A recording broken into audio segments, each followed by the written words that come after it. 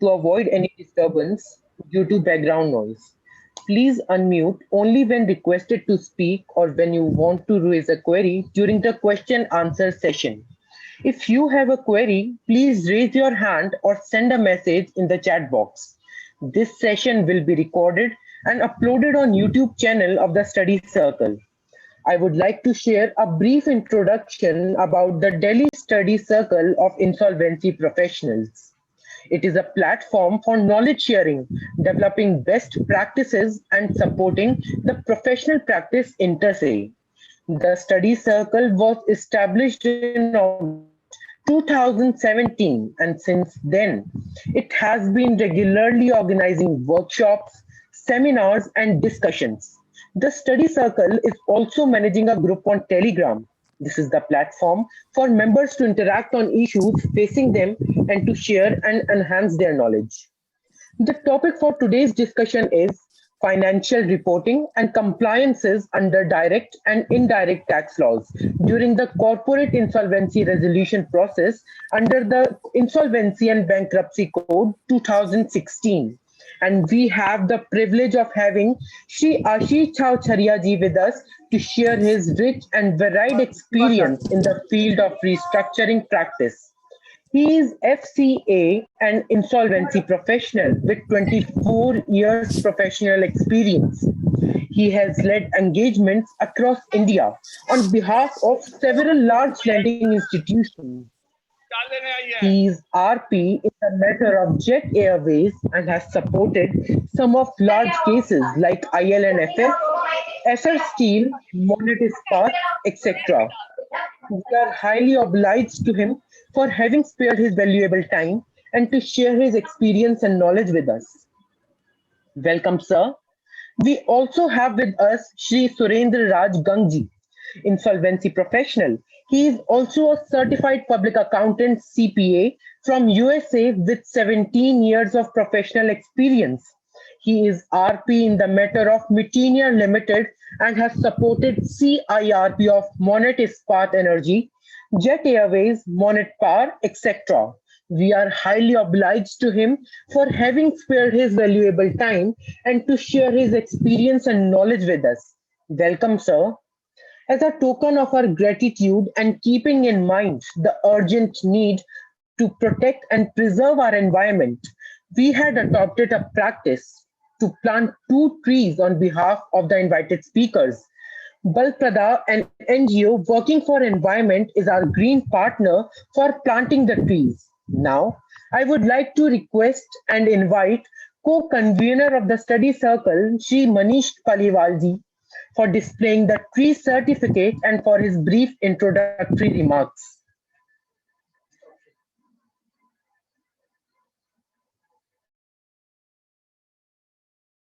Manish, you are mute.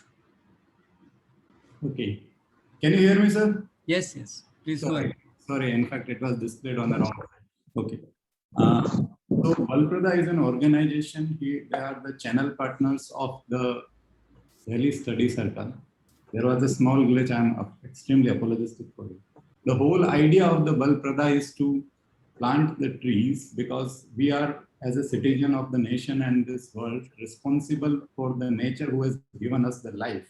So some wise person said, unless you have done something, unless you have planted a tree in your life, you have done nothing. So the Balprada is the organization. This is one of the picture of one of the parks. It was the 2006, and we have started planting over the trees there as an organization in Balprada. And this is the picture now. So this is the next picture of the park. It's fully grown and everything.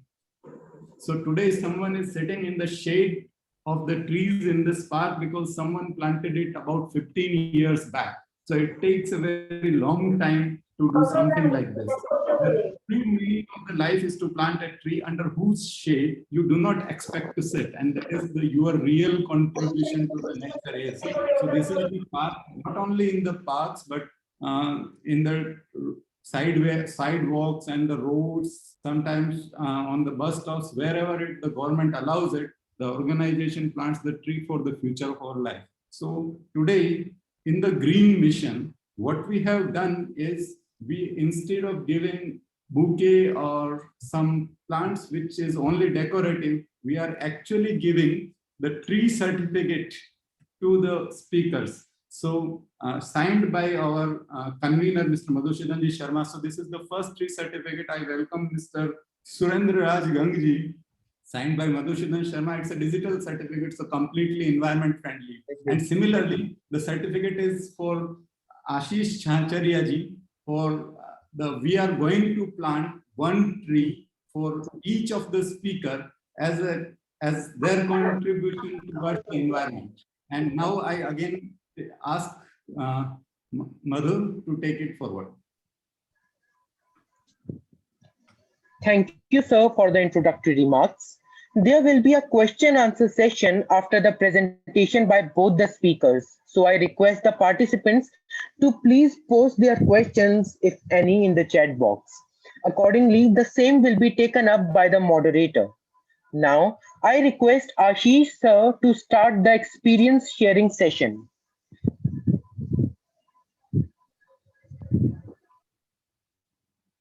Right.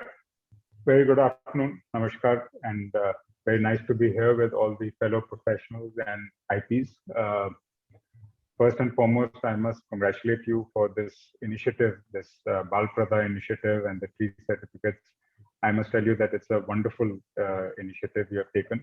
And you know, I've attended a lot of the seminars and webinars where we are given a plaque or some certificate at the end of the session. And honestly speaking, apart from decorating the office, it doesn't serve much purpose.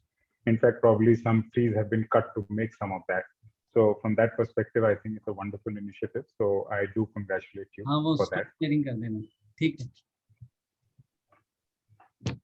Right. So today's session, on the topic that this circle has taken on financial reporting and tax compliances during CIRP, I think it's a very meaningful topic. And as I was saying, in the last 4 or 5 years, there have been a lot of webinars, sessions, study circles that are carried out. But I'm not sure I've seen any invite, unless I've missed something, and I've seen any invite for this particular session. And this kind of shows the maturity of this particular study group, because these are real practical issues, practical challenges that we face in the CIRP process. Sometimes people undermine the importance of this. What challenges as we as professionals need to take care of. I know most of the members right now who are attending the session are probably chartered accountants and IPs. I presume that's what this circle is about. So, we are not going to discuss about any real basics of this process. You're all chartered accountants and you're very well trained. You understand what is required to be done. But from a perspective of how this kind of folds into the CIRP process, it's very important to see what the nuances of that can be. So I'll give you an example.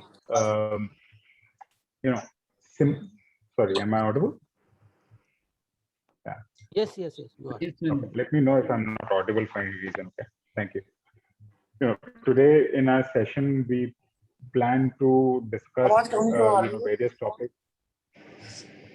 Come, is it okay now? Actually, you need to be closer to the mic, I think so, sir. Let me try another one. Let me know if it's slightly better. Is it slightly better now? Yeah, it is better. Sir, better. Okay, thank you. Sorry about that. So today we'll try to, take you through various aspects that, based on our experience of handling over, 15, 16 CIRPs, and currently more ongoing CIRPs, both from a Companies Act compliances perspective, SEBI compliances for listed companies. Half the companies we have done are listed companies under CIRP, and that poses, another challenge. Then there are, of course, compliances related to the IBBI, IPA, and what kind of challenge, and then the tax compliances, the GST and direct tax compliances, the kind of challenges we have faced. Learnings from that, we will try to share some thoughts with you and some priorities. Very simple things, like, for example, filing of the forms with the ROC. Who is authorized to do it? The companies, if their directors are suspended, the secretary is resigned, who's authorized to submit these forms? How do you overcome that? For listed companies, when you, if you are dealing with a company where there has been a lot of defaults in the past, how do you address that now and bring it up to date, especially when the company is facing serious financial challenges as well? What is this INC 28 form? The new GST number that is to be taken. So we'll try to unravel some of those things as we go forward, because these are essentially the duties of the RP. It has been laid out in the IBC as well, that what are the strategic compliances to be done are within the duties of the RP. The challenges that one faces, when you get in, is when there are non-compliances already ongoing from the past, and if you don't have the adequate background knowledge, information, or people available in the company to help you with that, how do you carry out those compliances? How do you meet those expectations? So these would be broadly the areas that we will be covering. The listed company, for those of you who have done work with listed companies, how strict the SEBI requirements are for compliances, and how sensitive they are about this. I mean, just to give you an example, even for a company like Jet Airways, which is of course much in the public eye, we are constantly in communication with the stock exchanges, keeping them updated on the process. At the same time, we have to ensure that the responsibility laid out by the Code of Ethics under the IBC regarding confidentiality has to be maintained. So it's a very sort of tight balance we need to maintain about confidentiality, just so that there's not too much out there. At the same time, there should be enough information so that the shareholders, the public shareholders, are aware of what's going on. And in fact, SEBI later on came up with some specific amendments. Back in 2017, when we started this work, I remember, the first of the Big 12 cases. In the Big 12 cases, if I'm not wrong, you'll remember those dirty dozen. We were involved in 5 of those cases out of the 12. And out of that, 2 of them were, in the capacity as resolution professional, and for others, there were, different roles we played. But if I remember correctly, I think all those companies were listed, and there was no specific guidance, no specific rules on what is to be done, what is not to be done, what is to be disclosed or not. So a lot of things have evolved, and then subsequently SEBI also came out with certain amendments, important guidelines on the rules, regulations regarding listed companies which are under CIRP. So it has certainly evolved based on inputs that were provided by various professionals as they carried out their work during the early days of CIRP. Now, of course, we are 5 years into the process. I'm not saying everything is done. There's still a lot of learning that we all need to have, and I'm sure the law will evolve further. The regulations will evolve further. But I can say that where we have come today is a significant progress. I'll request my colleague Surendra to take forward the session. Surendra and I have been working together right from the beginning when we set up this restructuring practice back in 2016. So he is as much experienced as me, or probably more. He's been doing a lot of work on the ground with the team, helping build out our SOPs, internal working work programs, etc. So I'll request him to take this forward. I might have to excuse myself for a little while in between, but I will be coming back. Suren? Surendra जी आप unmute करें. Is it fine now? Am I audible now? Okay. Yeah. Perfectly. Thank you, Ashish, for setting the tone of the session and for the kind words. Mr. Sharma, thank you very much for inviting us to this session. And as Mr. Sacharia mentioned in the beginning, that it's a different kind of setup which we have seen.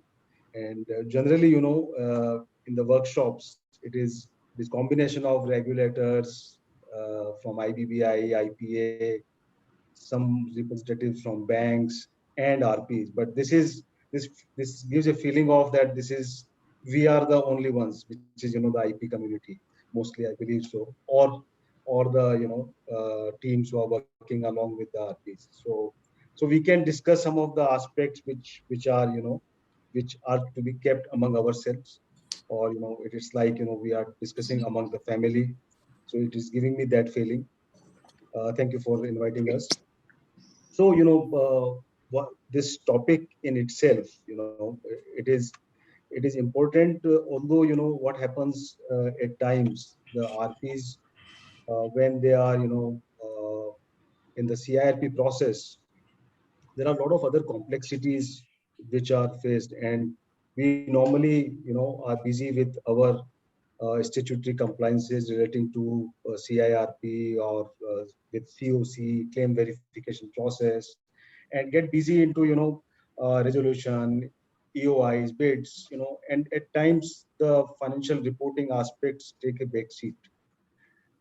And we only realize that these things have not been done when we need these things, right? Because in most of the cases we see that any non-compliances relating to filing of the financial statements with ROC, with SEBI, with stock exchanges, results into many problems.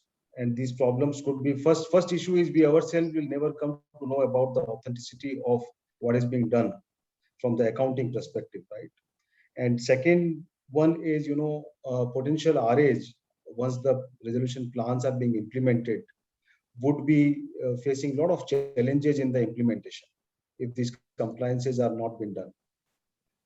And third and the important issue is with respect to a tag of non-compliance, and there could be hefty penalties which could be levied because of the non-compliances.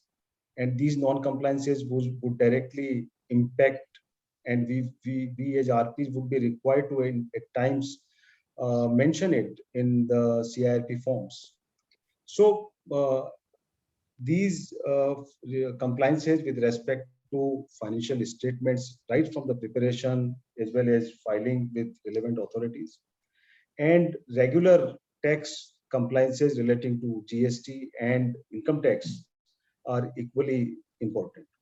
So we will quickly go through the various sections which are there and see that why it becomes relevant, while you may be aware of that requirements with respect to preparation of the financial statements is coming primarily from the Companies Act and from Income Tax Act.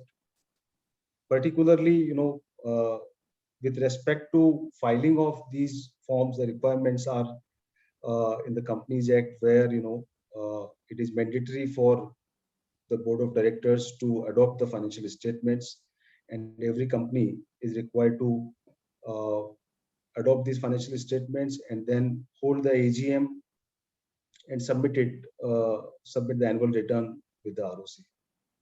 So we, on these slides, we have mentioned that what are these requirements, from where these are coming up.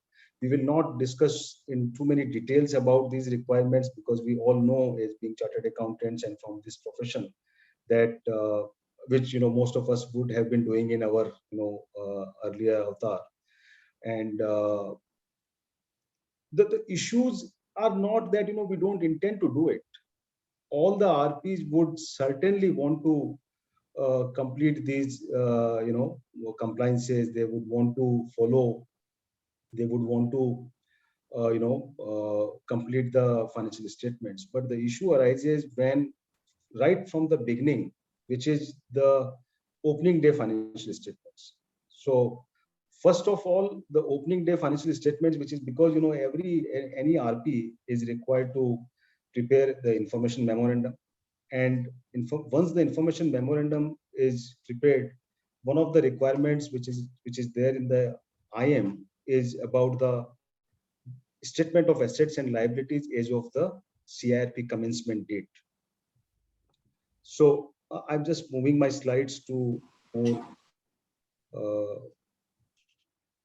These are on the beginning of these slides. These are mostly the panel actions and what are the requirements there. So when as an RP we are looking at, because we were not there on the opening day financial statements, right? Most of the biggest question is, who is responsible for the statement of assets and liabilities as of the CIRP commencement date?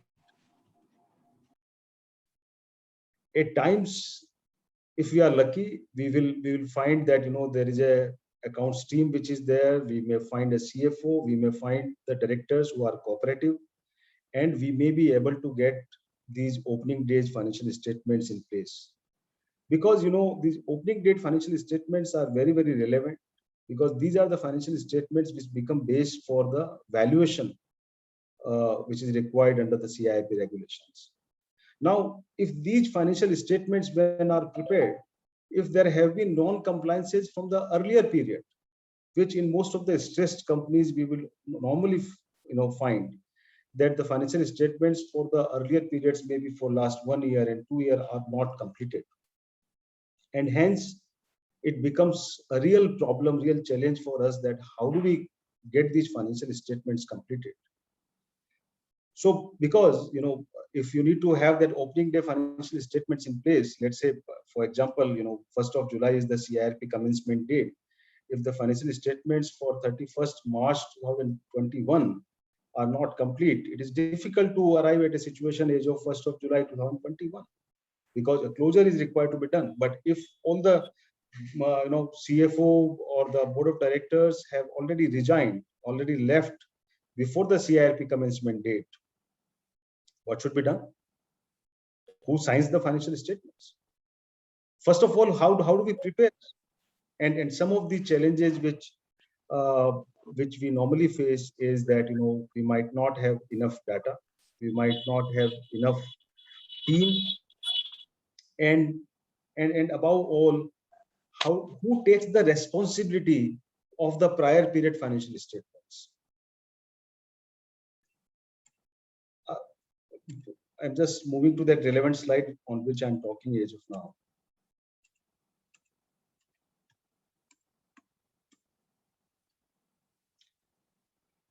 So the common issue is that the prior period financial statements are not available, and hence, as we had discussed earlier, that RP is required to also ensure the compliance of law and regulations. And if we know that it is a prerequisite for us to prepare the financial statements for the opening date, as well as for the further period during the CIRP, we also end up taking responsibility in a way for ensuring that the earlier period financial statements are also completed.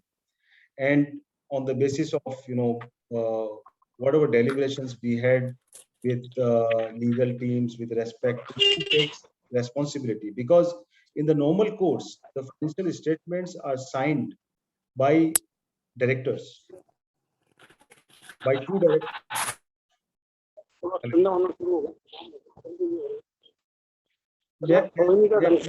May I request others to put their mics on mute?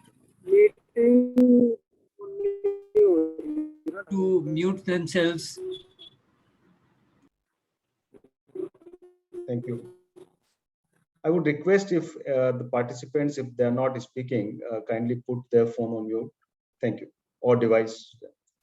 So this common issue with respect to, and Mr. Sharma, I think we as a group of insolvency professionals need to raise these things to ICAI, to MCA to come up with some sort of solution, some sort of guidelines around these, that who signs the financial statements. Particularly, it becomes a very tricky situation for an RP, because RP is required to ensure that compliances are done, and in that particular thought that compliances are to be done, he maybe end up signing the financial statements, but the earlier period for which the financial statements are signed, he was not there.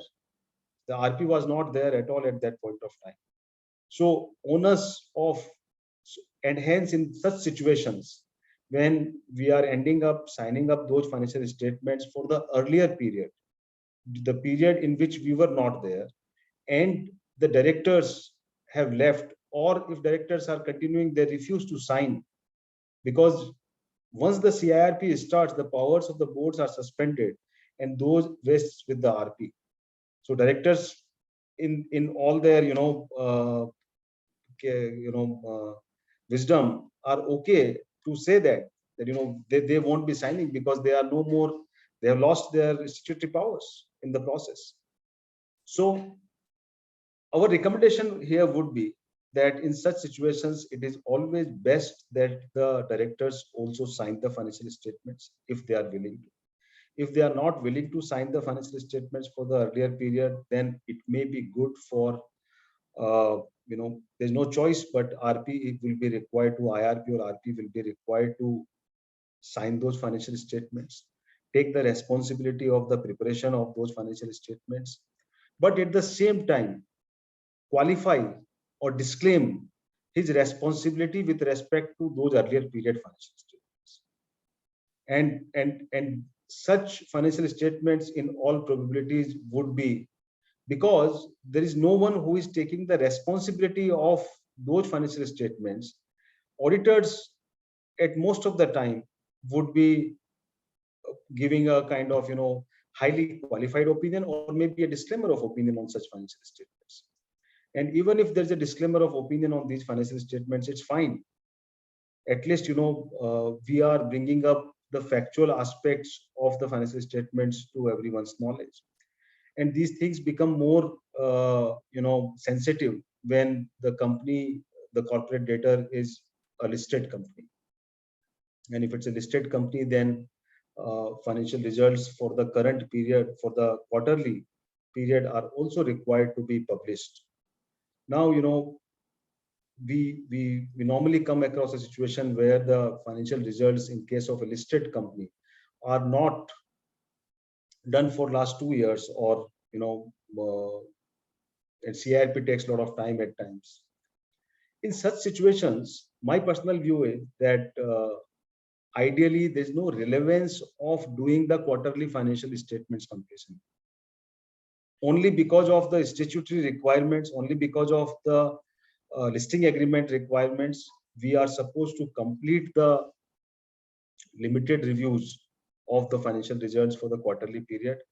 But if we are doing this after 2 years, for the last 2 years period, it's of no relevance, because the objective of the quarterly financial results is to make the equity shareholders, largely public at large, aware about the financial position of the company. And if that is not been done on time, it loses its relevance. However, there is no change as such as of now in the requirements of the listing agreement, and hence, considering the current statutory provisions, we will be required to complete such financial results, the limited review of the financial results as well during our time. I know in most of the companies I have seen, even once the CIRP commences, still the RPs are not able to get the financial statements either in place or the audit to be in place. Another reasons could be, as I mentioned, the biggest bottleneck was the starting point. If the last period's financial statements are not done, then it becomes a real headache for us. But if those financial statements have been audited, then the second responsibility is for the CIRP period financial statements. And I don't see a major challenge in completing the current period financial statements from the perspective of compliance. And these financial statements for the current period, if done on a timely basis, would also give us a lot of comfort as RP with respect to current financial position, whether the accruals have been done on a timely basis or not. And secondly, in a CIRP, it is not a normal status of a company. And in a CIRP, ideally, we should be knowing the financial position on a daily basis. We need to put together the processes in a manner where the accounting closure is happening almost on a daily basis. Because if we would have incurred huge liabilities, let's say, we would have approved the purchase orders, and these purchase orders are issued during the CIRP period, and these are not known to us on a timely basis, we may end up computing the CIRP costs wrongly. We may end up letting the RAs know about a number of CIRP costs which is understated, and hence the financial statements, the internal MIS with respect to latest accounts should be prepared on a daily basis, weekly basis at least. And the receipt and payment account, I would suggest to be at least done on a daily basis, if not if the other accruals etc. are not been done on a daily basis. So another challenge which we face is the lack of skilled staff. At times, in the stressed companies, the employees leave, and CFO is not available. The financial statements are required to be, the CFO is required to take ownership of the financial statements from the preparation perspective. But if there's no CFO, then I would suggest that we as RP should appoint a new CFO in place of the earlier one if it's not there. Similarly, company secretaries, we have seen in most of the companies, either they resign or they don't want to join later, but we should try that a company secretary and CFO positions are filled in as soon as possible, particularly in listed or companies.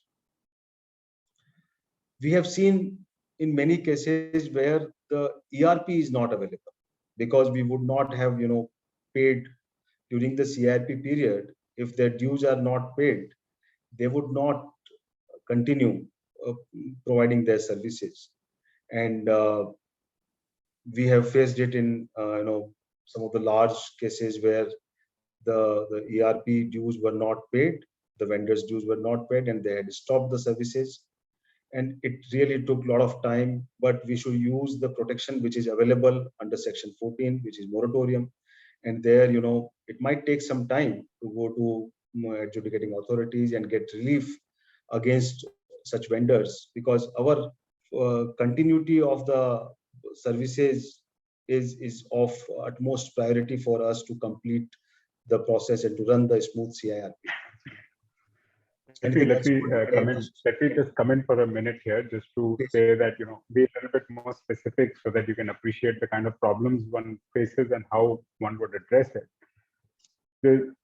Companies, larger companies, if you're getting into, many of them have outsourced their operations. They would have given, to third-party service providers the entire cloud management, and, their ERP systems are sitting on cloud.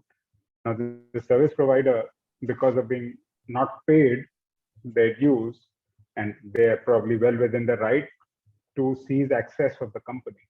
Now, in those situations, once you go and you're blacked out completely, you don't have access to historical data, you don't have access to current data, and you're still expected to, carry out the statement. You have to prepare the statement of accounts. You need the opening balance sheet of, CIRP commencement date. So the options there, you have to use multiple options, right? From, some bit of, coaxing, convincing, and also, the power of the RP is quite, wide when it comes to, seeking cooperation of various stakeholders. So it is a balance of that. I'm not saying that you go and file in NCLT for everything you find, every support you need, because that's not going to yield you any results, at least not very quickly. So it's a combination of activities that one would approach on case-to-case basis. But I think what my colleague Suren was saying, that the challenges in preparation is not just statutory challenges. One is like what he said, who's going to sign, who's responsible for that previous year accounts or previous period accounts. We all know when the company is sliding towards CIRP, the first ones to know what's happening is actually the owners and promoters. They know the company is going down well before anyone else knows. So what kind of transactions would have taken place? But that's kind of covered in the PUFE transaction review. That's why it is covered for the last 1 year and 2 years. So yeah, and then there are different sets of challenges that you are receiving claims, and those claims are much varied from what's showing in the books, the liability showing in the books for creditors. How do you address that? What do you do with deposits which are given to for the purposes of business of the company? Many of them creditor the debt, the recipients of these deposits, they want to adjust those deposits against their dues. So the company has not been paying on a regular basis. And of course, some of the most challenging areas is trying to, from a statutory compliance perspective, how do you ensure that, the tax compliances are happening? Because we have seen in almost every case that since GST has come in, if the company is still a going concern, the GST portal just simply locks you out. It doesn't matter whether you have, your pre-CIRP dues, post-CIRP dues. Then they came up with this new GST number, getting a new GST registration and all that. So we will talk about some of these things. Suren, back to you. Yeah, thanks, Ashish. So I think very often we have seen this situation where auditors have also asked us that you have received claims, right? As RP, we would have received claims, and at the same time, when we are verifying these claims, then we are looking at and relying on the books of accounts. And when we are looking at books of accounts, we find that while the claim supporting documents with the claim appears to be 100% all right, but we don't find those invoices being recorded in the books of accounts of the company. And this is very common situation, because while our first evidence or the first supporting document for us to cross check whether the claim is admissible or not is books of accounts. But at the same time, if we know that books of accounts have deliberately not been completed, then obviously we will be required to rely on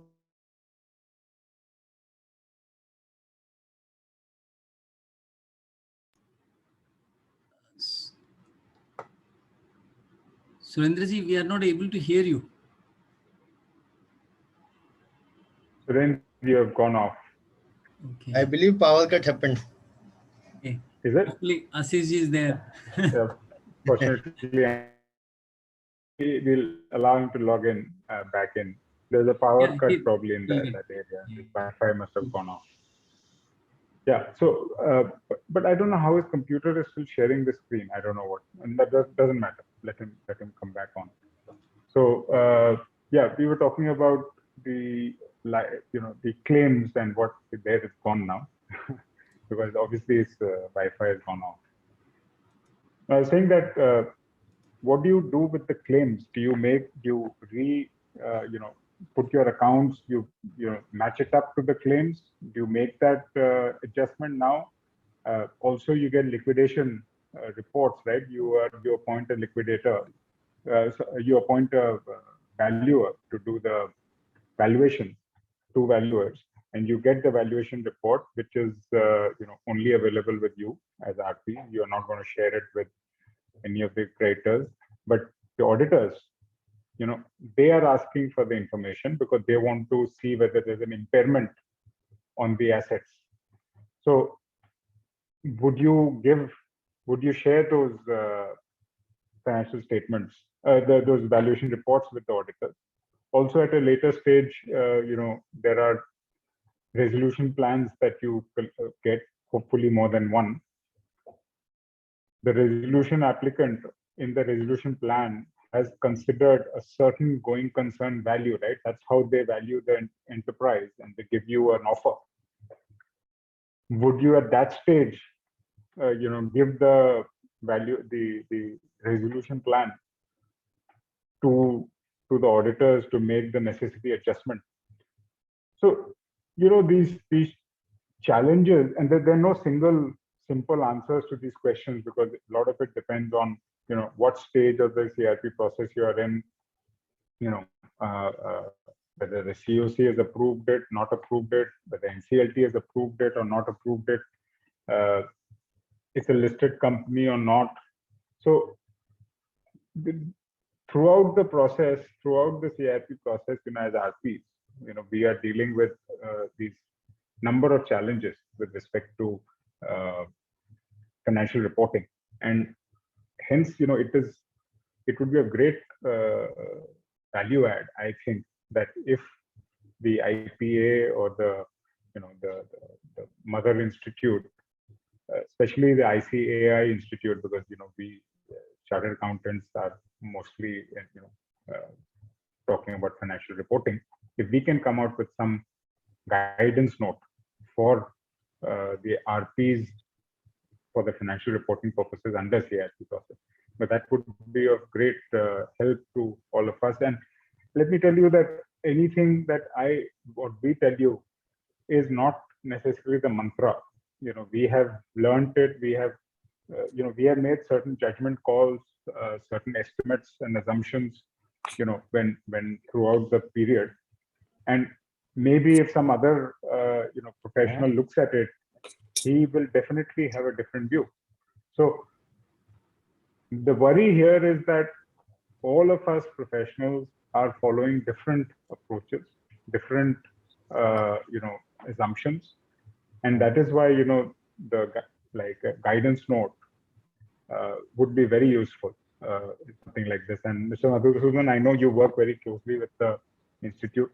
It would be my, request that if you can take this up, with the institute leadership, and maybe constitute a task force on this, and come up with something for the help of the members. So moving back to, has Suren joined? If you permit me on this point, regarding this financial statements, because this issue has been hanging ever since the IBC was notified as to who signs the balance sheet. And unfortunately, the IBBI's view on that is that it's the RP or IRP who has to sign it, which in my personal opinion is very, very unfavorable. Because as you rightly pointed out, that how can we take the onus of transactions which has happened much before the IRP took over. And of course, in one of the seminar, Mr. Vinod Kothari, he also mentioned this very categorically, that it should be not the IRP or RP. It should be the directors, because directors, their powers are taken away, but their responsibilities are still there. And it will be one of their responsibilities to sign the financial statements.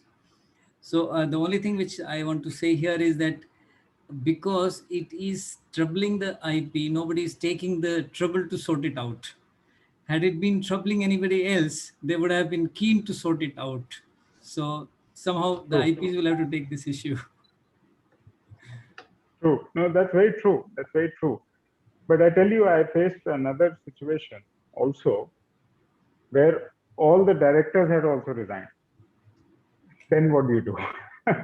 So those are very unique situations. Often you're right. I mean, the board of directors, the collective power is suspended, but the individual directors in their capacity still continue. And in many cases, we have convinced the directors, and without even going to court or anything, we have convinced the directors that they should be signing the financial statements, at least for the period where they were acting as directors.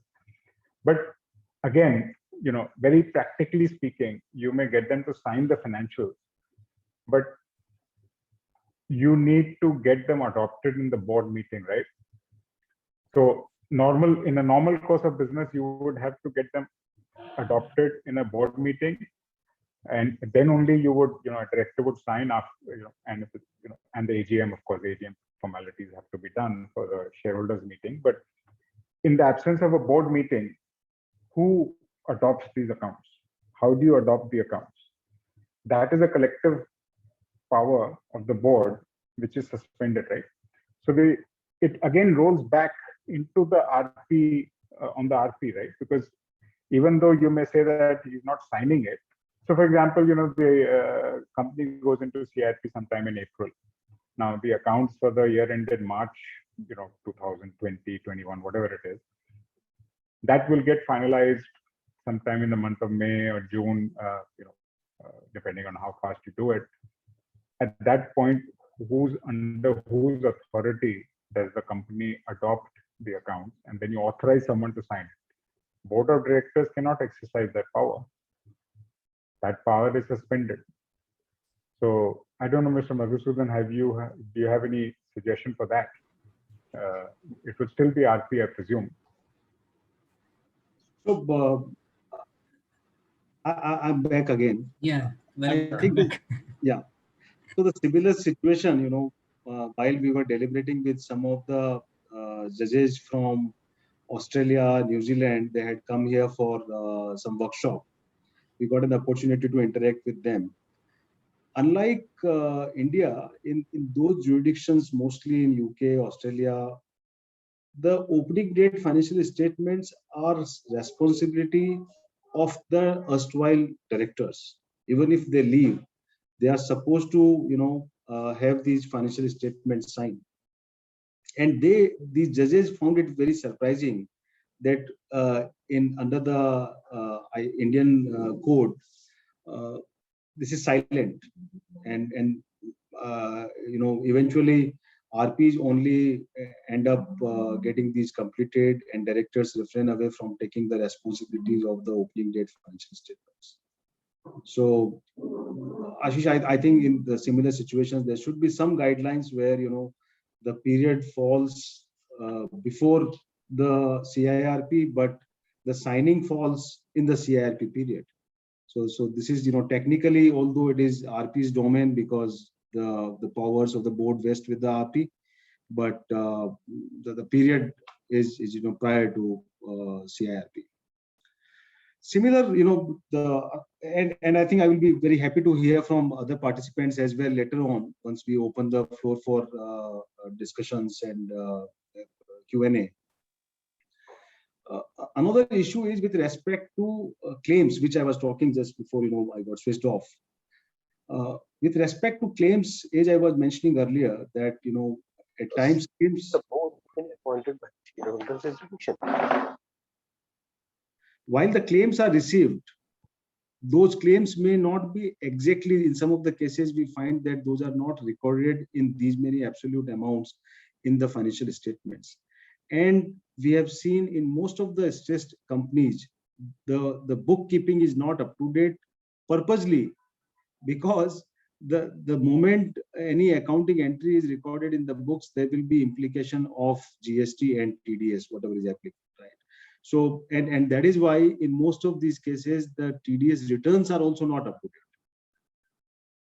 And hence, while, the financial statements becomes a base for us, or the books of accounts become base for us to verify the claim, we may have to admit certain claims which are not there in the financial statements, because on the basis of verification of the claim documents, we find merit in the claims.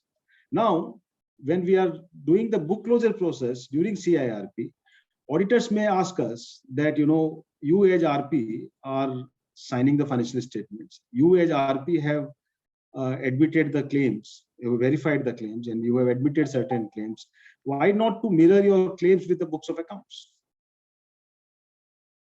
So there's a very tricky situation there, because now that particular claim pertains to period prior to CIRP, and maybe how many, it could be 1 year old, it may be 2 years old transaction. And if we are asked to mirror that transaction today in the books of accounts, there would be other implications with respect to TDS and the applicable indirect tax on that particular transaction, which happened 2 years before. So practically, the practical view to handle that is that we do not generally mirror these kind of claims in the books of accounts. The books of accounts would be same as these were earlier, and the claims would be separately done. And because at times it is possible that these claims pertain to largely operational creditors, and if, for example, the claim of the operational creditor is for 500 crores, and in the books it is mentioned as 100 crores, or it is mentioned as 0, and we know that ultimately there will be huge haircut to operational creditors, and they won't be paid, not more than whatever could be the percentages, but it will not be in any case not going to be 500 crore, right? And hence, to avoid those situations, it is advisable that we keep the books as is, we keep the claims separately. Otherwise, we will end up again here, first recording the claims in the books of accounts and then do the write-off in the books of accounts. So it is better that in such situations it is okay for auditors to qualify the auditor's report that claims there is a mismatch with respect to claim and the books of accounts. Another situation which we come across is with respect to the other side, which is as we were earlier discussing about the advances. If there have been certain advances given to a vendor, and we need to receive those from the vendors. Vendors would obviously want to set it off, but we should be very careful about the CIRP scenario where we would only consider the gross claims to be recorded as per the claims, and whatever is the advance should be kept separate, and we do not knock it. We should not be knocking it off.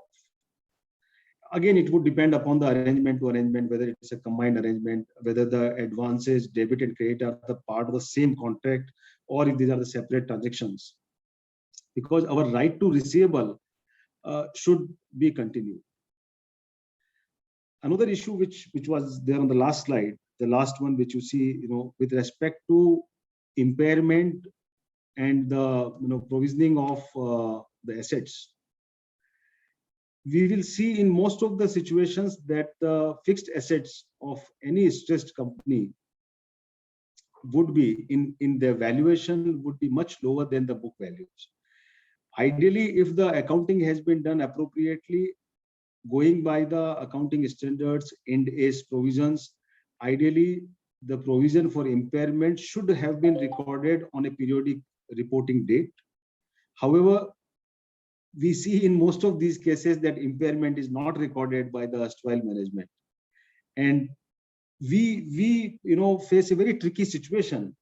And at times, the erstwhile directors take excuse. If you read any of the financial statements which are publicly available for last 3-4 years, details, if you see of these dirty dozen companies or any of these large stressed companies which are there, you will see in the auditor's report, in most of the cases, you will find a qualification with respect to impairment. That impairment assessment has not been considered because of the non-availability of the data or not feasible to do the impairment assessment. It is not that it was not feasible. I'm sure they would have details, there would be valuation reports available. But if they start doing the impairment assessment, which is appropriate, which is required to be done, probably the balance sheet will be clean, and the security which is available to lenders would be swiped completely if the impairment is done appropriately. But now, when RP faces such situation, because he is getting these financial statements into succession, right? Whatever are being done from the erstwhile board. Now, we as RP are also having valuations done under IBC. So we do not have that excuse available that impairment assessment is not feasible. It is very tricky situation in front of us, where we have some valuations available. Those valuations are being done. So auditors often question us that you get the valuations done under CIRP. Why don't you do the impairment recording in your books? Again, it is a double-edged sword, because if you record the provision and mirror with the valuation reports, we are indirectly, disclosing that this could be the valuation of the financial of the assets, of the fixed assets of the company, and which might, disrupt our process of the, from the RA's perspective, or resolution process may be disrupted because of that. At times, our role is to also ensure that we get credible RAs, we get good value for the company, and in any kind of deal of such M&A deals, it is always appropriate that valuations are not disclosed, and by law also the CIRP valuations which are done, which are restricted for a particular purpose, these can only be disclosed to members of the COC, and these are kept with the RP. These are not available to RA, these are not available to any of the potential RAs, and hence we may use that excuse that these reports are not, while we have these reports, but these valuations may not be necessarily reflecting the valuations which are required for the accounting purposes of the impairment assessment, and hence we don't mirror it. But eventually, when the company gets resolved and the financial statements are prepared for the implementation period, all these transactions with respect to, be it impairment assessment is to be done, be it recording of the claims, be it finalizing, so there would be a large haircut in most of the cases, and because of that haircut there would be a write back of the loan, and then there would be a write-off in terms of the fixed assets, and the claims would also be mirrored. So these are some of the issues with respect to preparation of the financial statements. We also discussed there are issues in terms of the adoption. There are issues with respect to calling the AGM meeting itself. While we may be successful in completing the financial statements, which is itself an Herculean task when you do not have directors, we do not have old period reports, and even if we are done with the financial statements, we often see a problem in holding AGM and getting these financial statements approved by shareholders. Now, one question which comes to mind is that relevant? I mean, is that requirement of AGM, isn't it that it is a pure theoretical requirement? When in a CIRP period, company, the powers of the board of directors are suspended. Equity shareholders, the control of the IBC regime itself, we say that the control, it is from debtor control to creditor control. It is equity shareholder is no more controlling the company. This is for financial creditors who are controlling the company under the CIRP regime. And hence, in my personal view, the holding of AGM, even continuity of the listing of the shares should be re-looked into, and we should definitely raise this in other forums with IBBI, with MCA, that how relevant is to even keep the company listed, how relevant is to follow the requirements of holding the annual general meeting. Under annual general meeting, if this is happening, then the creditors should be given right to approve the financial statements, because ideally creditors are controlling the company. Equity shareholders are approving the financial statements in the AGM. They are adopting it because by virtue of the controls which they got under the Companies Act. So these are the some things which I'm sure will, some guidance would evolve around it when people start realizing the relevance of these requirements. But currently we do not have any choice. considering the current regulations, considering the current statutory compliances which are required, we are supposed to complete all the requirements, whether it is completing the financial statements, whether it is doing the financial results, quarterly financial results, limited reviews, be it filing of annual return with the ROC, be it complying with the requirements of intimating the stock exchanges with respect to various developments about the company. This is something which I think the stock exchanges under listing agreement, SEBI had done some changes, and accordingly they have given some relaxations to companies which are in the CIRP. However, currently there is no relaxation with respect to filing and submission of the quarterly financial results, and hence we should ensure that on a quarterly basis all these compliances, whatever are applicable, are done. At the same time, I would also like to remind everyone that while there is no board, the powers of the boards are suspended. However, we are expected to, by virtue of listing agreement, any COC meeting is considered at par with a kind of board meeting or an important meeting with respect to a corporate debtor which is a listed entity, and hence in case of listed companies which are under CIRP, then we are expected to also inform about the notice of the COC when it is given, what are the key contours of the notice, what are the key activities which are expected to be done, similar to the board meeting in case of listed company. What is the date and time of that meeting? Similarly, after the conclusion of the meeting, we are also expected to inform the stock exchange about the statutory, about the decisions which were taken in the board meeting, in the COC meeting. Now, these decisions may be confidential at times, and hence it may be appropriate to, appropriately draft in a manner where we are not disclosing, we are not violating the confidentiality, but at the same time, we are complying with the requirements of the stock exchange. I will take Mr. Sharma on time. Do we have another 10 minutes? And I'll finish it. Yeah, please go ahead with that. Okay. We can have questions later. Yeah.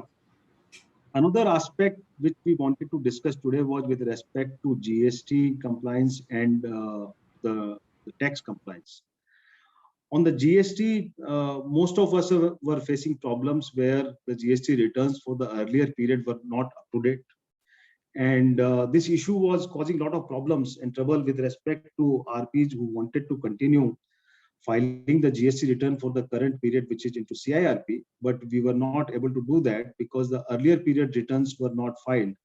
And unfortunately, in this, everything is on the system, and there are digital filings which are happening. So if the earlier period filing is not done, then we were not able to file the GST returns for the current period. And if we intend to file the earlier period return, there were a lot of issues with respect to, because there may be a lot of dues which were not paid, not deposited with the GST department.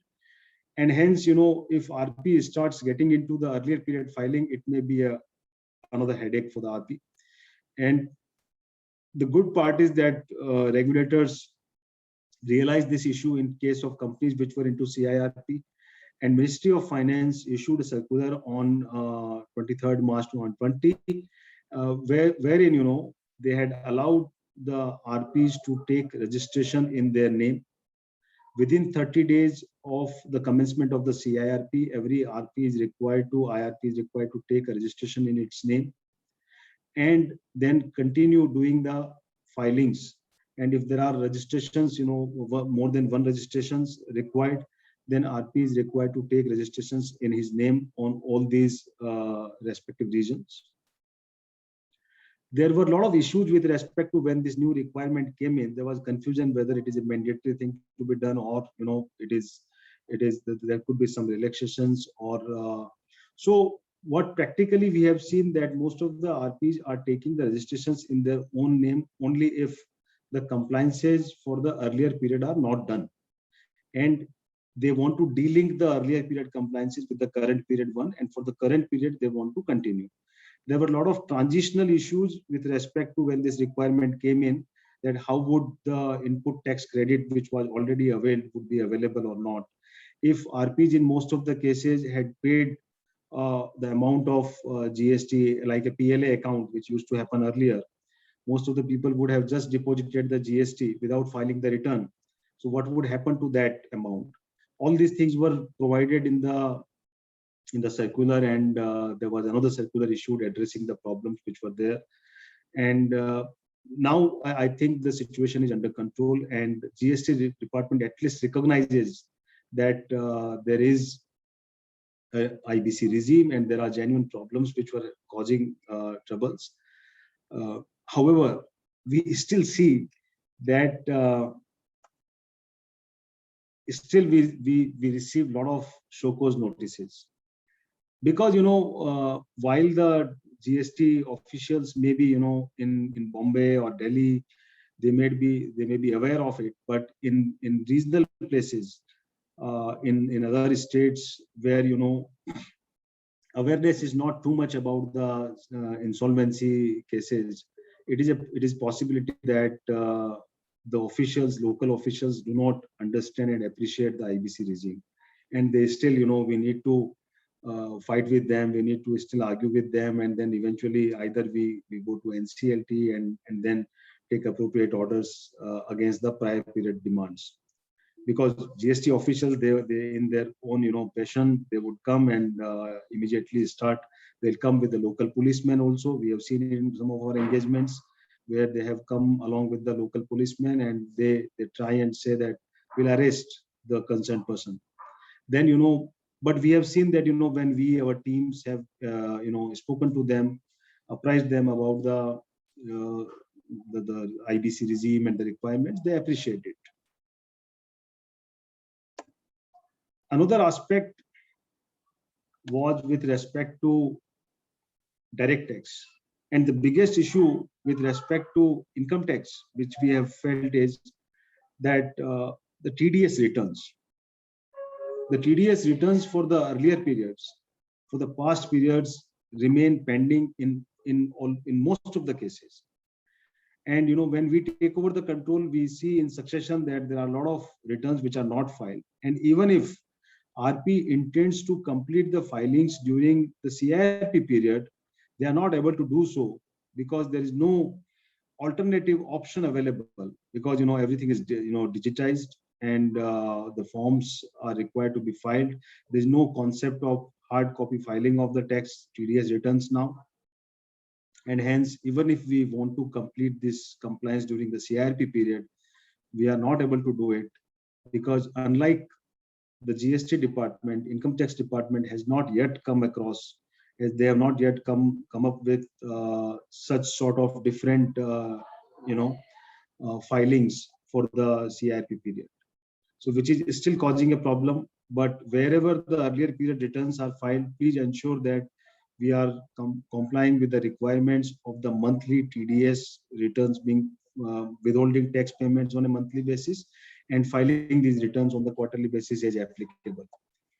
Currently, you will see that from recently there was this amendment of TCS, which is there. The idea of the government is to bring in everyone under the tax purview, and they are not concerned with the obviously on the absolute amount of tax which is realized because of the TCS provisions.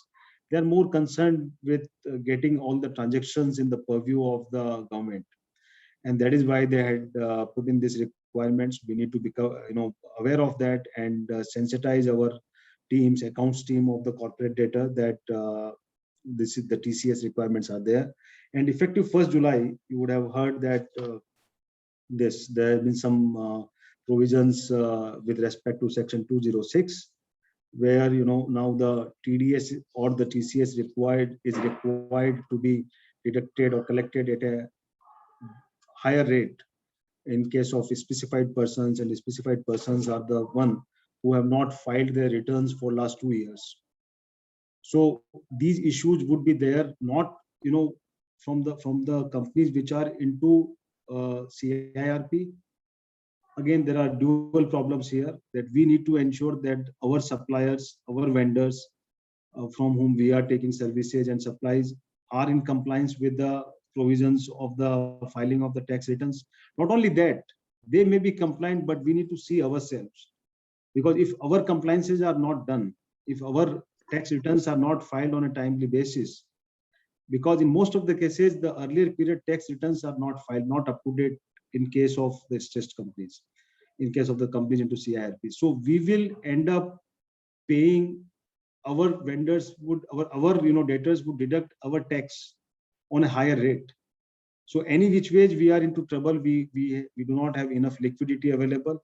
And if these provisions are there, then the liquidity would be further affected because of this. So this is again a very, very important provision. And Mr. Sharma, this is something for us to take back to regulators, that they should, similar to GST, they should come up with some sort of provisions under for the income tax as well, where the TDS returns for the earlier period can be de-linked with the current period filing, and RPs are able to complete the current period filings.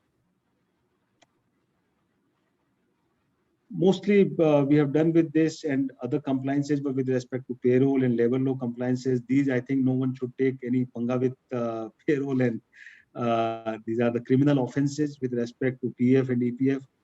We have seen, in some of the cases, the RPs have been threatened by the officials of the PF department, and that they may be arrested.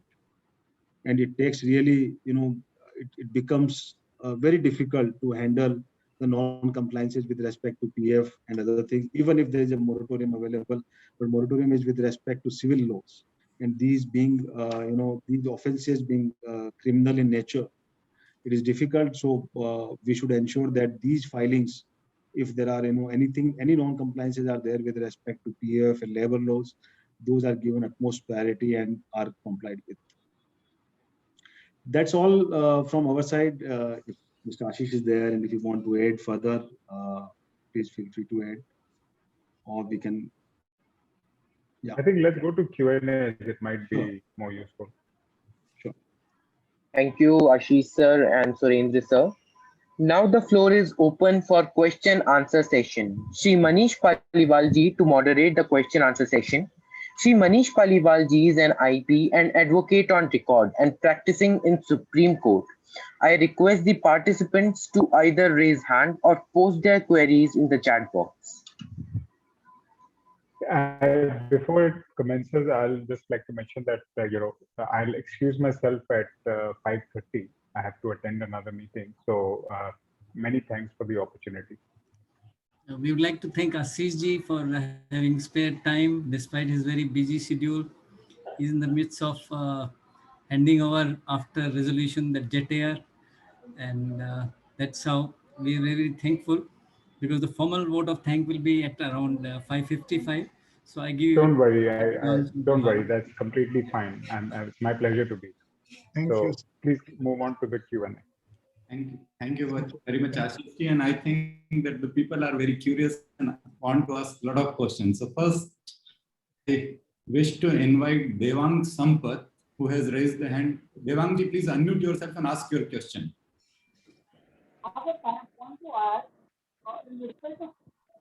Sir, please be louder. You are not audible. Devang ji, please be louder. You are not audible. Hello, can you hear me now? No, sir. Okay. Till the time you resolve the issues, I'll invite Alok Kaushik ji to ask his question. Please, Alok ji, please go ahead. Thank you, Manish ji, and greetings, Ashish and Stan, for this wonderful presentation today. I have this question regarding one observation made by Mr. Dan during his presentation about the actual valuation numbers being presented in the financials.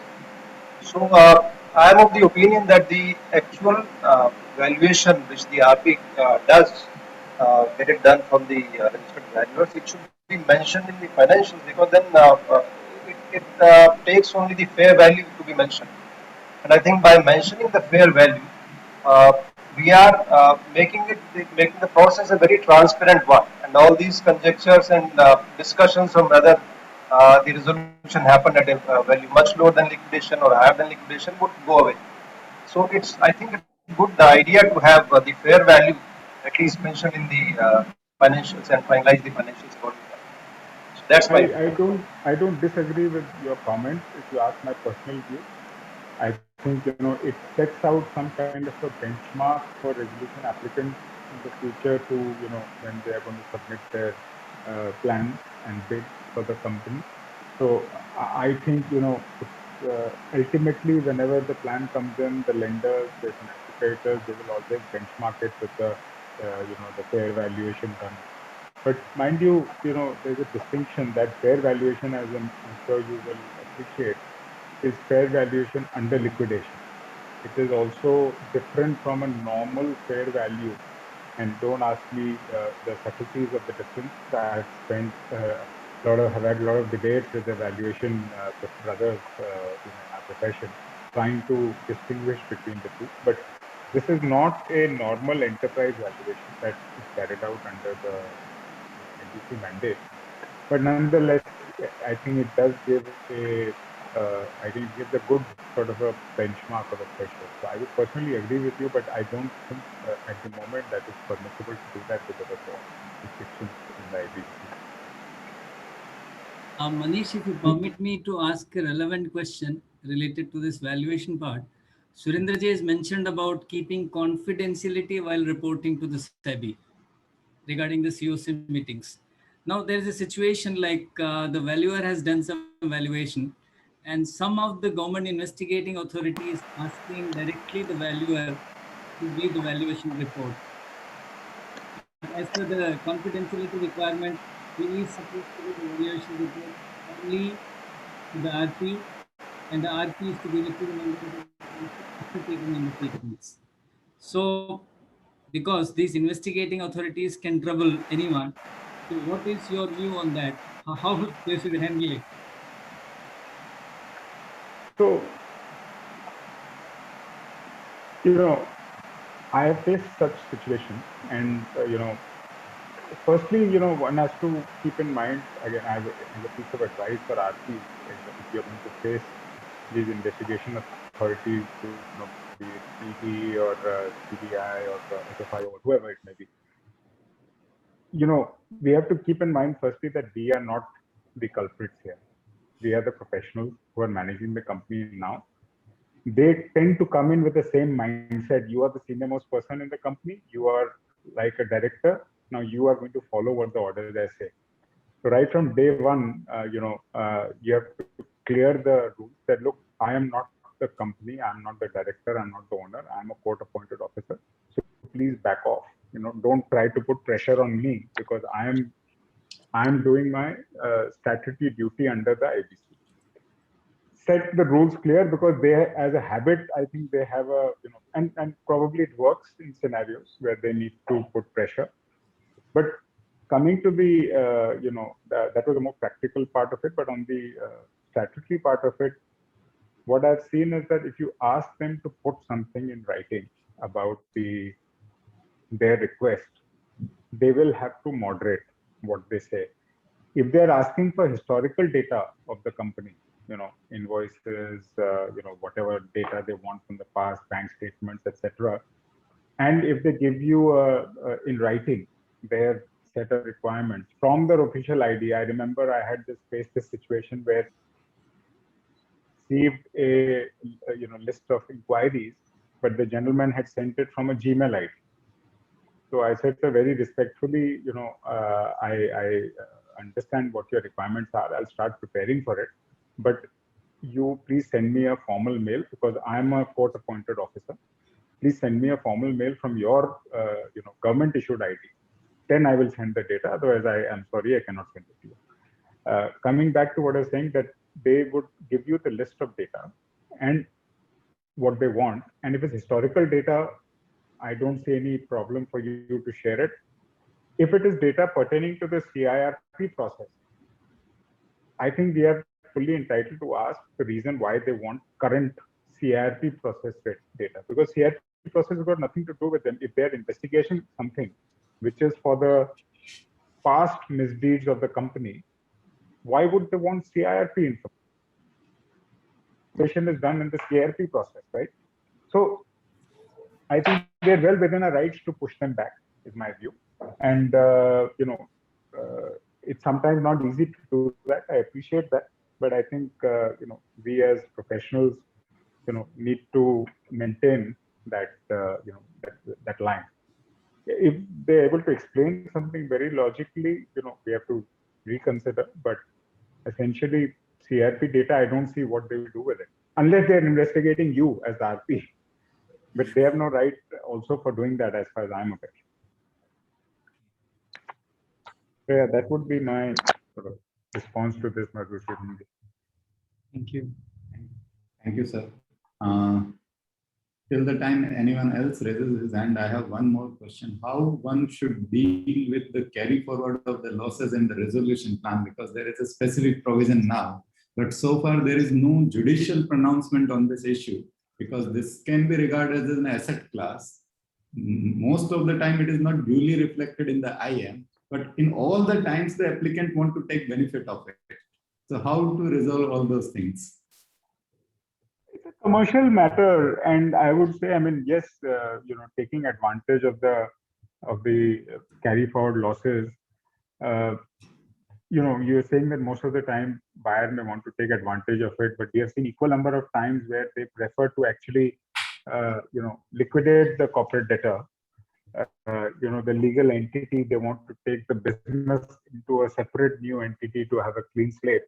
And this was especially true before the clean slate theory was confirmed by the change in the law as well as Supreme Court. But the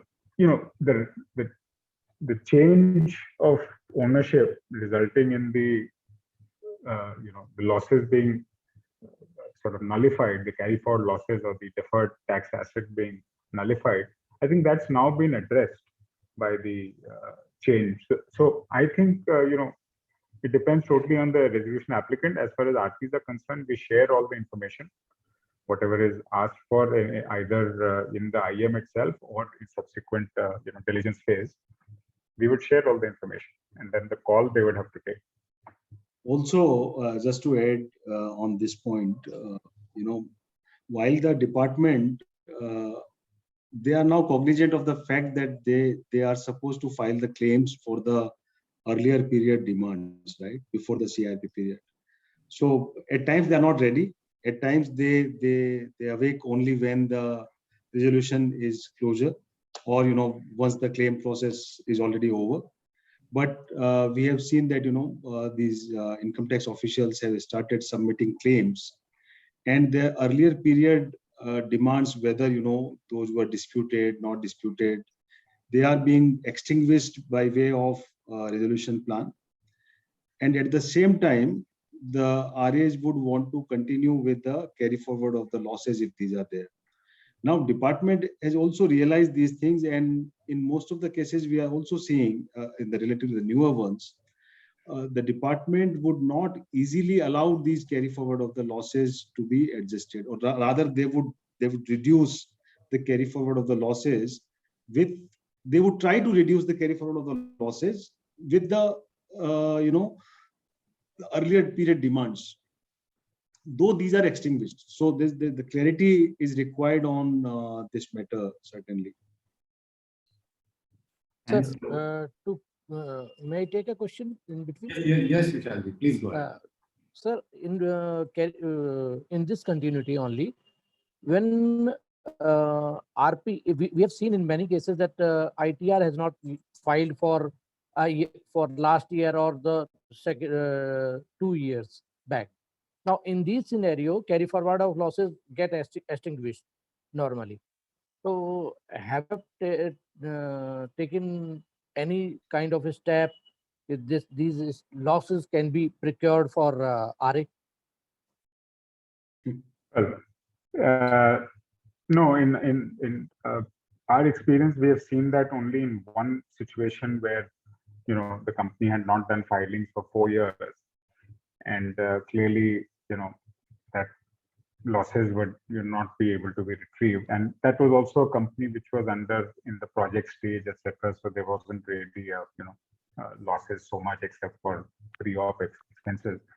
But in other several situations we have seen where, like you said, there may be accounts are not finalized, there may be delays in doing the audit, etc. But what we have always ensured and tried to ensure to do is do the tax filings, before the due date, even if it is with provisional or unaudited statements. And you can then revise the return later, right? If you need to do that, but at least file the return. So that's what we have tried to endeavor in all the cases, that log it in at least, unless there's already been a failure from the past. So yeah, that would probably be my answer. That just try to make sure that we don't slip or skip that deadline. Can we add one thing in that? If we are not able to file the return for any reason, so can it be not included in our adjudication order that section 1192 application may be taken care of by the respective authorities having the jurisdiction over that, maybe Commissioner of Income Tax or maybe CBDT, whomsoever? I was going to say that you can always try that. You can always try that to get an NCLT order, but increasingly what we are seeing is that the NCLT is reluctant to make any directions to other departments. Increasingly, we find that because earlier plans were including all kinds of reliefs and concessions, which were kind of getting just approved by default, but that was leading to more complications. And we find that now the adjudicating authority is a bit more cautious and reluctant. They will say that, by way of an NCLT order, you cannot make right a statutory compliance matter. They cannot override, while IBC does override other laws when there's a conflict, but it cannot ratify a misdeed, if you know what I mean. So, but it can be tried. It's certainly, it's nothing of a fault of the RP. It can certainly be tried to be done, but I have not honestly seen any jurisprudence with respect to that as of now. Thank you, sir. Now I request Mr. Ganesh Ramani. Mr. Surendra ji wanted to add something. Sorry, may I excuse myself? I have to join that other meeting now. Apologies, and thank you very much. Thank you, Ashish. It was indeed a good opportunity, and look forward to interacting with you again. Madhusudan ji, thank you very much. Thank you, Ashish ji. Thank you. Thanks, Suren. Talk to you later. Bye. So now I ask Mr. Ganesh Ramani ji to ask his question. Yeah. Hey, hi, good evening. Mr. Surendra, the question is, I think largely what we understood is there is very limited that an RP can do if promoters don't cooperate, especially for the past returns. And therefore, there's no question of compliance is happening until the cooperation happens in section 19.2, something can be enforced, because most of the NCLTs don't give judgments on 19.2 and even the liquidation order comes up. The question is, once a liquidation order comes up, does liquidator have the powers to take all those decisions of cleaning up the accounts and submit to AA, what a promoter did not do earlier, and do the compliance? So Mr. Ganeshan, is your question specifically relating to liquidation, right? Sorry, I couldn't hear you. Is your question particularly with respect to a liquidation scenario, right? And not. Yeah, I'm just continuing from RP to liquidation, given what you said. So while in a cases where the promoters or directors have not been in compliant with the filing of financial statements, preparation of financial statements, we can always, I think, try, and this should be done at the very beginning of the CIRP filing section 19 application, and ask for these accounts to be completed by the directors. However, you are right that by that time we would get heard in NCLT. It may be 3 months, 6 months by the time we get some conclusion from NCLT, unless we are lucky to have faster hearings and the faster conclusion. Now, in such situations, which we have done practically in some of the corporate debtor accounts, where we have taken responsibility to sign the financial statements for the earlier period, because we wanted to be in compliance for the current period, and with lot of qualifications, because we felt that if we are doing something to make company compliant and we are doing anything in good faith, then our position is very clear, and we don't want to take any benefit out of it, right, by completing the financial statements for the earlier period. In our wisdom, we will try and complete it to the extent possible, to the extent whatever the best possible efforts would be spent. Now, if we are not able to do that, and because there could be certain RPs, and there's nothing wrong in taking that call, that as RP, I am not going to sign for the earlier period financial statement because it's not my baby, right? They may take that call. But there's another risk there is, because if there is a board in the normal course, also if a director changes in a normal company which is not into IBC, and if there is a new board of director or the new directors in the board, then the director is signing in his position as a director. Right? Correct. And that is why when RP changes, in case of CIRP companies also, it is nothing but a change from a director to a RP. This is what has been mentioned by many of the lawyers and the accounting experts. So, Mr. Surendra, you are absolutely right. The concern here is especially about the PUF transactions. What happens invariably is, when you know that PUF transactions are there, as an RP you have filed an application, then unless those things are cleaned up, and you cannot actually make entries, because otherwise you know very well that they may be fraudulent, but you cannot confirmly say fraudulent until an adjudicating authority dictates about it. So that is where your opinion is. So I think whenever we are trying to finalize the financial statements for the earlier period, we should go with a lot of caveats from our side. That is very clear. And we should agree on recording the financial statement, the entries which in our view appear to be appropriate to us. If there's anything which we don't agree to, or if there's anything on which we have filed the PUF transaction, then we should make note of that in the notes to financial statements as well, that there are certain transactions on which the RP has filed the PUF transaction, but unless it is decided, you don't want to question the accounting which is there. So it is difficult. I'm not saying that in most of the cases we will end up filing it, and that is why there's a higher need. There's a real need for the regulators to come up with some sort of solution, some sort of guidelines, where the earlier period financial statements, if not done, then those should be delinked. All kind of compliances should be for the CIRP period, similar to the one which is there under the GST regime, right? Yeah, correct. So that should be done. Otherwise, it is very difficult. We will keep, vouching something which we are not comfortable with. Absolutely. Or with a lot of caveats. And in case of liquidation, which you asked, Mr. Ganesh, this slight change there. Under the liquidation regulations, incidentally, nowhere it is mentioned that there are the regulations provide various forms, various returns to be filed. And as far as the financial reporting is concerned, it only says that a receipt and payment account should be audited.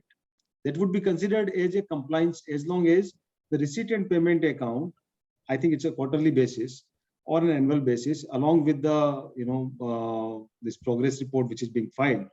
So if we are doing that, that is considered as a sufficient compliance.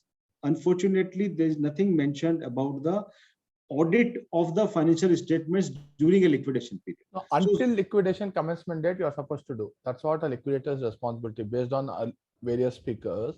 Until liquidation commencement date, if financials were not done, completing and auditing is a responsibility of a liquidator until that date. After that date, what you said is right. It's more about receipt basis. No, sir. Suppose the RP is different and liquidator is different. Let's say it is possible. Yeah. So why would a liquidator take onus of completing the financial statements for the earlier period That's exactly why I asked, is a liquidator, since he is a quasi-judicial person, a liquidator's authorities is more like a quasi-judicial.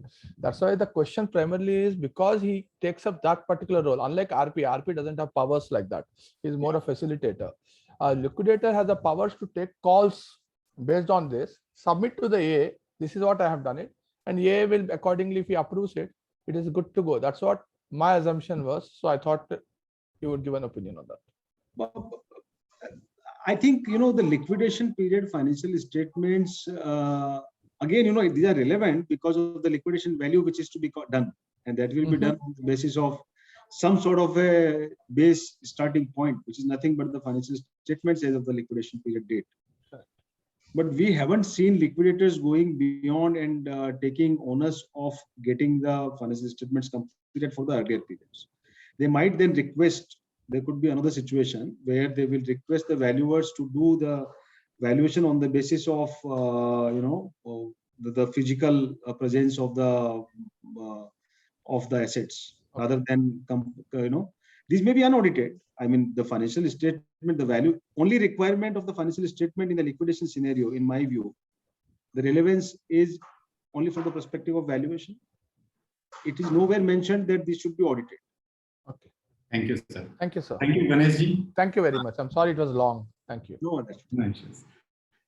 Now I request Mr. Hemant ji to ask his question. Please unmute yourself, Hemant ji, and ask the question. Sir, good evening, sir. Sir, what's the taxability of the haircut in the hands of the company, sir? CD. In the hands of the CD, the Yes, sir. taxability of the, you mean there will be a write back? Right? Yes, sir. Yes, sir. Yes. Write back in the books of accounts, and Yes. this will get. So there are various themes under which the RA normally do their restructuring when they are getting into the company. The first and foremost thing is they look at the carry forward of the losses, right?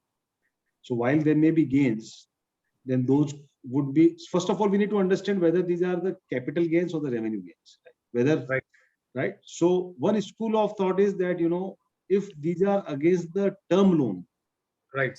then these could be considered as the capital gains and not attract any normal tax, right? And if it is a write back of your normal working capital kind of loans, then this could be considered as a normal taxable. Plus, sir, mostly haircuts are for the operational creditors, sir. Mostly haircuts are for operational creditors, which are nothing but a taxable gain, which is taxable. Right. Now, to deal with this haircut amount in this scenario, then that is why I mentioned earlier that when you are doing the assessment of the impairment of the fixed assets, right, sir. or there are various receivables also there in the financial statements. Ideally, in a normal course, those receivables should have been either provided for, those should have been brought to the fair value, right? By way of impairment or all. That is normally postponed. That is deferred. And why we defer it? Because then the timing of that deferment, then you can do the write back and the write off once the company is, resolved. That could be the appropriate stage, so either that will be done.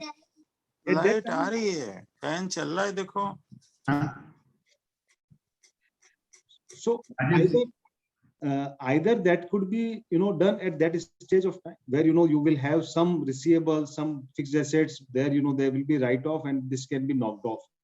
Or if this impairment or write off of the assets, if it is done in the earlier periods, then it would be available to us as a carry forward of loss.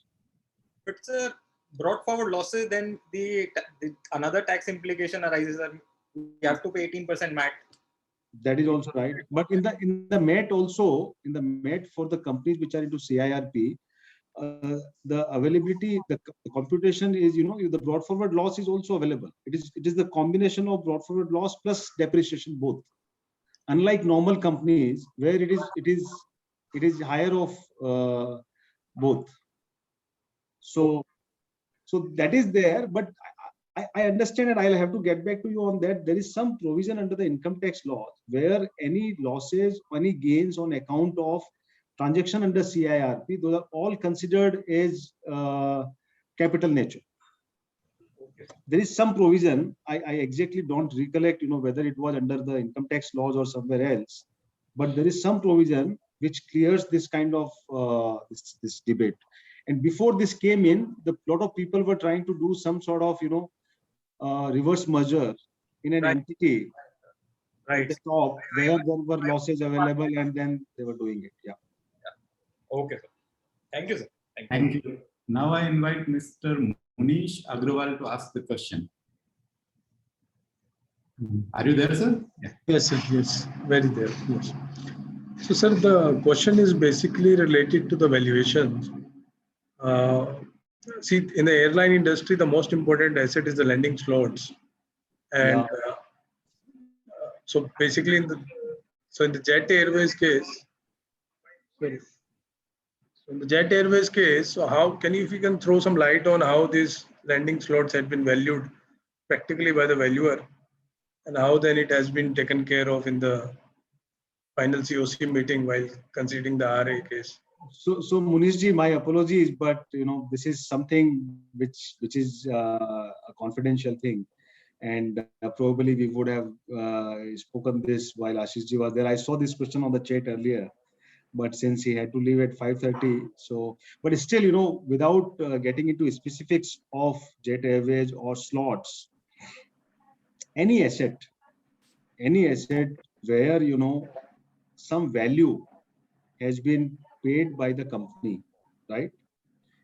So intangible may be in the form of other value which is there, and unless that value has been capitalized in the books of the company, I don't think any valuer would do that valuation. And slots, for your information, because it's a publicly available data, I can share that slots in India are not tradable. You don't get the slots by paying some amount. These are available on the basis of airline which is there, and since this is not tradable, the slots are available on the basis of your historicity, which is the flights which you run during the normal duty. On the basis of that, you build your eligibility for the allocation of the slots. And hence, ideally for such assets, the valuation is not being done by the valuers. Sir, what about international slots? Those in the international market, these are readily. These are tradable. International slots are tradable for sure. So, but I mean, Jet Airways is known for its international slots only. Not take it Jet Airways, any airline who is such big in size, and the most important asset is their landing slots only, because see, they don't own airlines, they don't own aircraft, right? So they take it on lease. Absolutely. So sale on lease basis, right? So I mean, how this? So international slots also, I know. I mean, as I said, in India, the slots are not a tradable commodity, but in international jurisdictions, slots are tradable, and these are given on the basis of the value, or maybe an auction also happens on the basis of that. I am not really aware of that in detail. So, and particularly with respect to what happened to international slots of Jet, I would like to park that maybe once we have some publicly available information, then probably we can speak about it. My apologies for this. Thank you. Now I invite Srishti Garg for asking the next question. So, ma'am, are you there? I think she might have logged out. Now I'll ask Mr. Raj Kamalji to ask his question. Please unmute yourself. Unmute yourself. Yeah, I'm already unmute. Yes, sir. Yeah, okay. Surendra ji, when CRP commences, on the CRP commencement date, the balance sheet needs to be signed by earlier directors. Preferably, that's prudently that should have been signed by the directors, whether they have been suspended or not. But the primary requirement is that they should sign.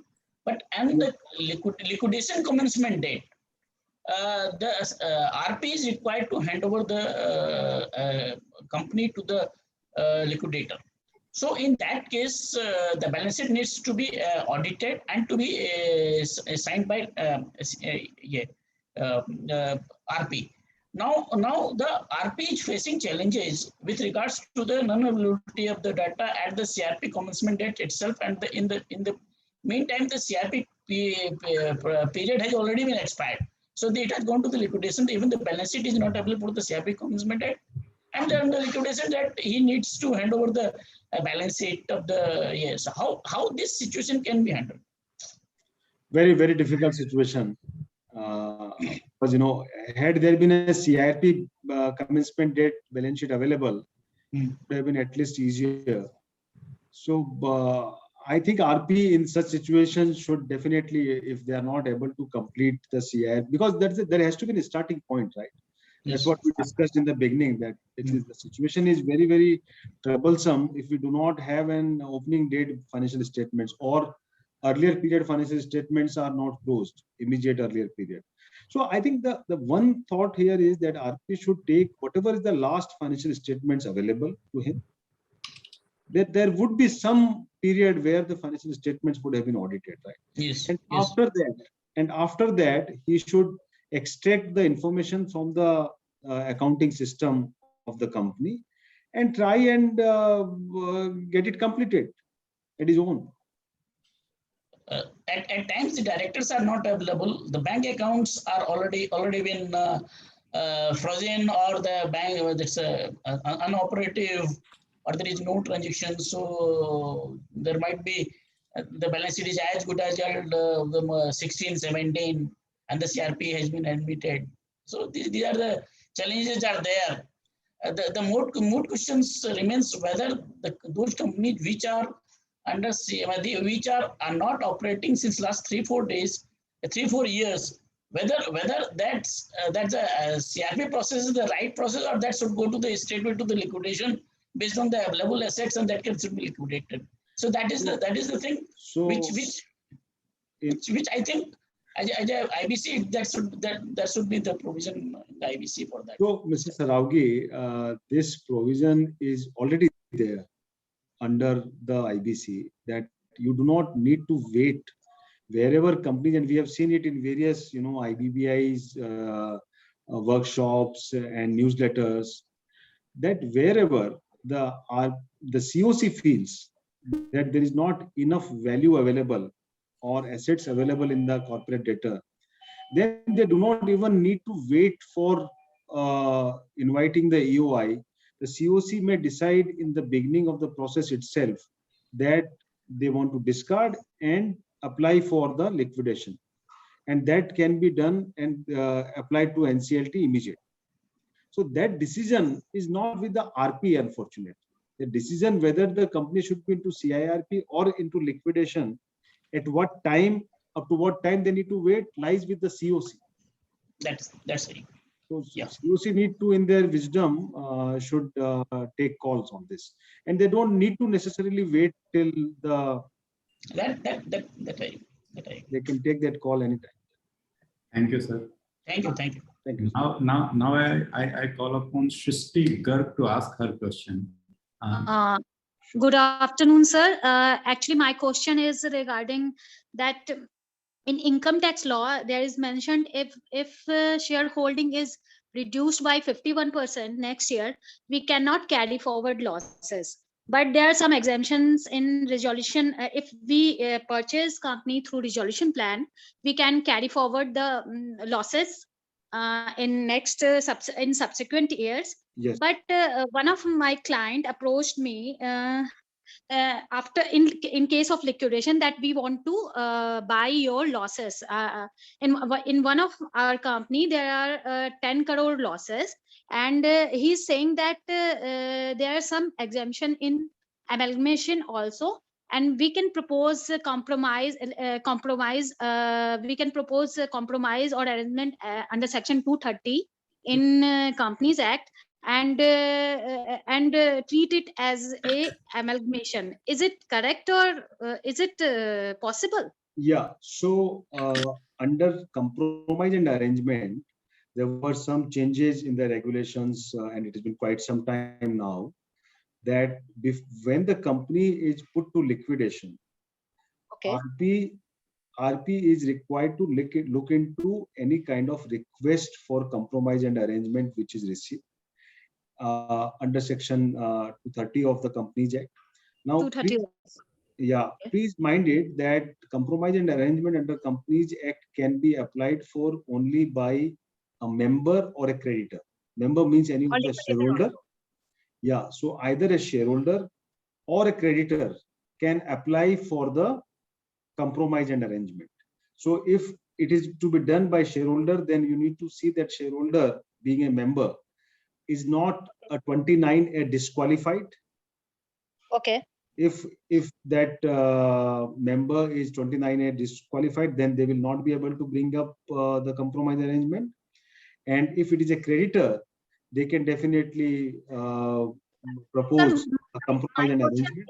Is it possible to carry forward losses if it is not if it is not member compromise is proposed by a creditor, which is not the member of the company? Yeah, I'll come to that question now. So once the compromise and arrangement is proposed, then company is kind of revived under that compromise and arrangement scheme, which is which is not a liquidation, of the company. And all the protocols would be, whatever reliefs would be available to that particular company because of that compromise and arrangement would completely depend upon the compromise and arrangement scheme. And under that scheme, you can always request for availability of the carry forward of the losses as well. And it is up to the NCLT whether to agree to that or not. And in my view, if it's a compromise and arrangement, I don't think any reasons for NCLT to disallow those carry forward. Yeah. Thank you so much, sir. Thank you. Sir. So now I ask Mr. Madhusudhanji has raised the hand, so perhaps he wants to ask something. Yeah, Surendraji, though we are approaching the end of the session, but I'll have a quick question. You have a lot of expertise in claim verification. And you mentioned that there is no provision of set-off in the CRP process, though there is a specific regulation in liquidation regulations regarding set-off. But if you see the forms for claim, there is a column which says about what amount can be set off against that. So what is your view on that? As I said there, that when we are talking about the set-off, we need to also see whether these are part of different contracts or the same contract, whether this set-off is arising out of the same contract, same arrangement. Let's say if a corporate debtor is working with IOCL for a long-term project, right? They could have financial reporting under the CRIP. If our corporate debtor, which is into let's say an EPC company, and EPC company has done some work for IOCL on two separate projects, right? Okay. Then IOCL, when submitting the claim, would want to set off some receivable versus some payable, right? Which, in my view, should not be done. And should so it has to be for the same project or same contract. Okay. Thank you. Now we are approaching the time, and normally we are known for punctuality. So now I ask my colleague Divya Somani to give vote of thanks. Divya, please go. Thank you, sir. It was indeed an excellent session, giving us comprehensive view on the issue of compliances, which is an onerous responsibility cast on the IP by virtue of section 17(2)(e) of the code. We really feel highly privileged to have Sri Ashish Chowsaria sir and Sri Surendra Raj sir for guiding us through the intricacies of compliances during the CIRP. Our sincere thanks to them for taking out time for fellow IPs, though they are busy with the post-approval activities in the matter of Jet Airways. The key takeaways from today's session are: there are a variety of compliances with respect to Companies Act, SEBI, Income Tax, GST, etc. Regarding GST, IRP or RP should get new registration in his name for the current period. Regarding income tax, 1 lakh rupees is the maximum limit for the 5 years. Regarding GST, IRP or RP should get new registration in his name for the current period. Regarding GST, IRP or RP should get new registration in his name for the current period. Regarding income tax, 1 lakh rupees is the maximum limit for the 5 years. he should continue filing the TDS and TCS returns timely.